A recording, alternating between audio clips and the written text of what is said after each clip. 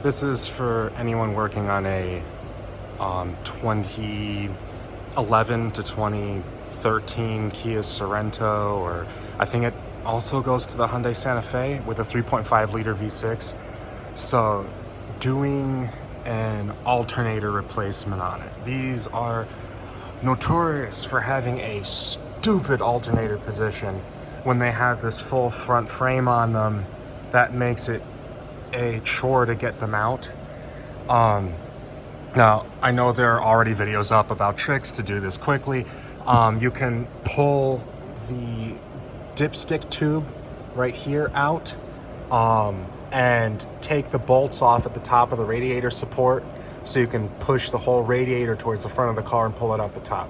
Now, that is a good way to do it, but there have been several cars I've worked on where this dipstick tube is seized in the upper oil pan, and you cannot get that thing out.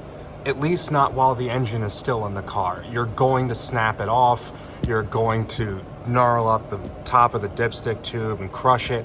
It's just not a good idea. So for those situations where you have to take it out the way the service manual says to do it, which is basically remove the wires, disconnect the battery, pull the compressor out, and then pull the alternator out, like it's that easy to do.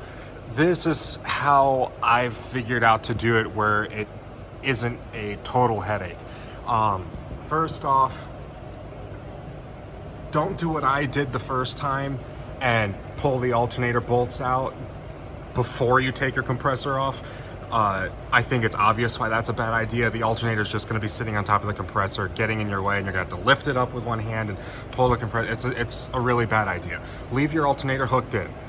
Drain your refrigerant, pull your compressor off, and what you're going to do to take it out is, I have a trans jack under here just to make it a little bit easier on myself, but you can just take a decently long pry bar like this, and what I did is I put it on the subframe and just wedge it right up under the lower oil pan right there between those two front bolts, and just give it a good squeeze, and that little like 1/4 inch of clearance it gives you is enough to get this compressor with all the bolts out of it through this gap here.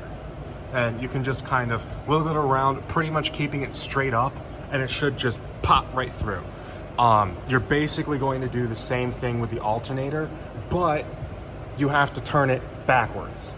So you can't get this out front ways. What you're gonna have to do is take the bolts off, drop the compressor down, or the alternator down, and spin it around up in here, pull it out backwards this way, put some pressure on this pry bar to lift your engine up and get clearance, and this should just pop out like that.